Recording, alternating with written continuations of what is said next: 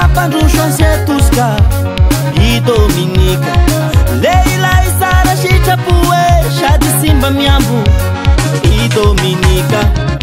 tapaky vitsatanteraka kapandroso ansetosika I Dominika lehilahy sara sitrapoe sady simba miambo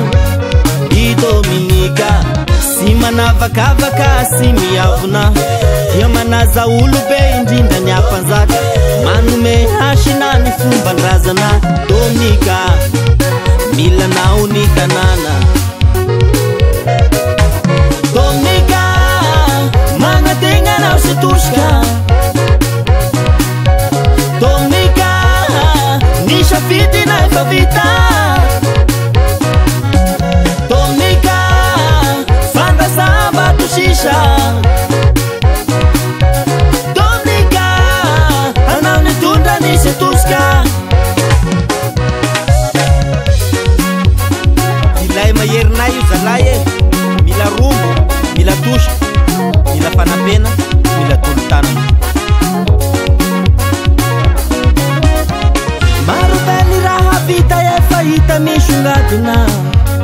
aika zalahy fanapena ny fiarahamonina sy mpiara-belona aika hoaho e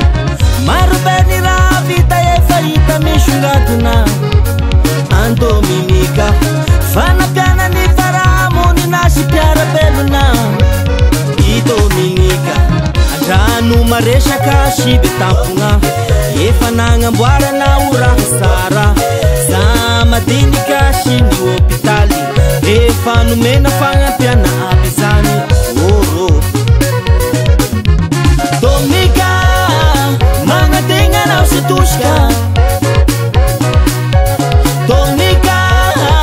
ny safidy na efa vita Dominika fandrasam-bato sisa Dominika anao ny tondra nisy tosika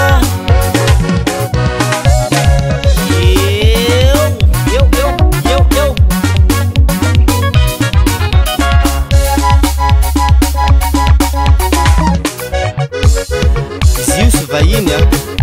sy hoe olo voatonga fa efa nagnano asa soa tamin'ny tanànasika ty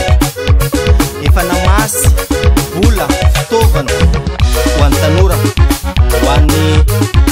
zamadinika ho an'ny hôpitaly ho an'ny fianarana terrain raha maro be zany fa tiantoka ho asika sy managna anazy mbola sy tonga tamin'ny fitondrana izy efa izay raha vitany maika efa tonga amin'ny fitondrana aisia anjarany ampindray ary zao way voatavo nao anjarany voatavo zao anjarany apango anjarany voanjo ny manga ny palibe reo rehetrarehetra reo a reo ny tombony sihatra zao